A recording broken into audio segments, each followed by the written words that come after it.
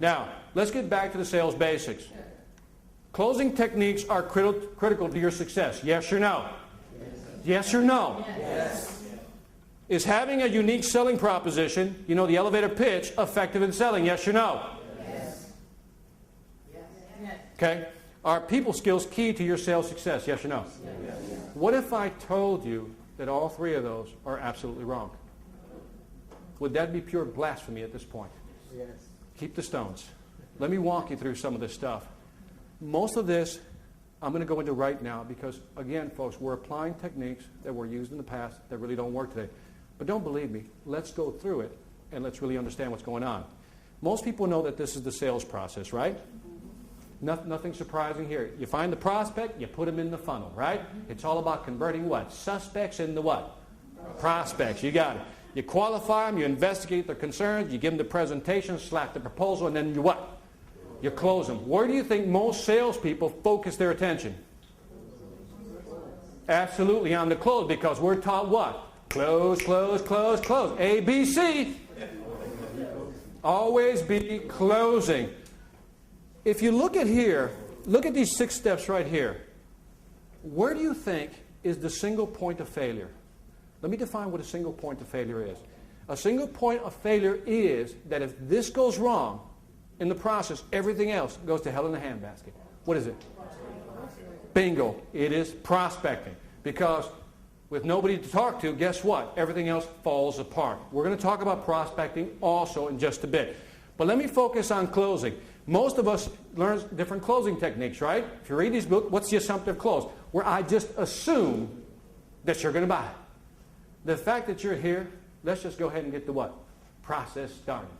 Because I know you're going to love the process, right? Or the product. Then there's the alternative close. Based on what you've told me, would you like the product in red or would you like it in blue?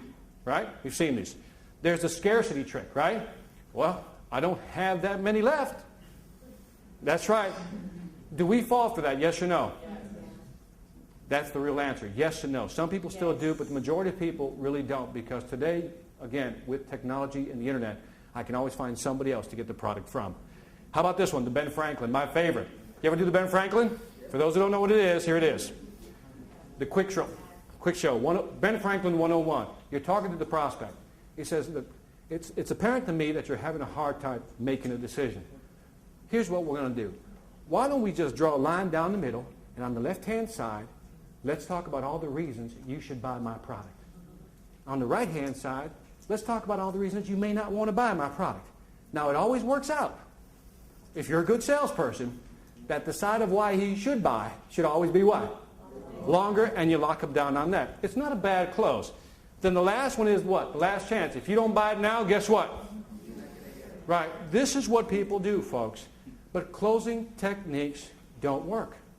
Let me show you why, based on studies. The Hathaway Corporation did these studies. What they did is they tracked calls, and listen to this, calls that had what they call high closing behavior, 5.8. In other words, when the person was talking to him, he tried to close them 6 times almost. Is everybody with me? His sales, 37%. Average closing behaviors, 1.4. Look at the numbers. The person used what? Less closing techniques and behavior, and actually what? Drove up his sales higher. Now, here's another study. Percentage calls. Look at this. Because most people say, well, Victor, maybe they weren't trained right. Maybe they just don't know how to do closing. Before people were trained, they did an average of 3.2 closing behaviors. They tried 3 tactics, right? Then, after training, it actually what? Fell. Because they overdid it. They used too many closing techniques. Would you agree with this statement? People hate being pressured into buying. And if you try to do it, if you try to be a slick car salesman and do it, people what? And as the sales get more complex, it's a bigger sale, would you agree that these pitches don't work? Because people simply don't want to hear them at that level. Now, you're probably saying, stop, wait a minute, wait a minute.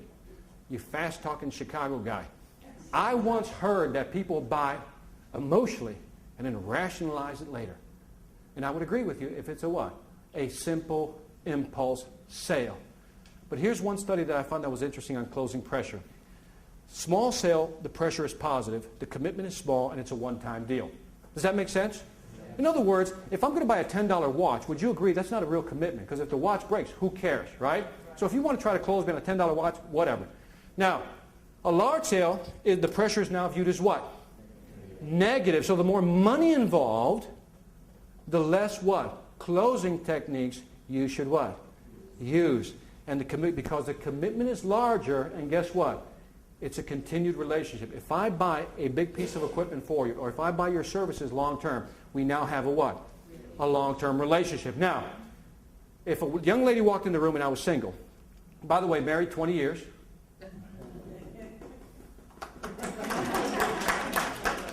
4 different women, add up the years. That was a joke. Look at the ladies. Gave me the dagger look. I was just kidding, ladies. 1 wife. 20 years. And if I asked the lady, would you like to sit here or here? That's really a small commitment on her part. But if I said, your place or mine, would you now agree that it's a much larger commitment? Customer satisfaction.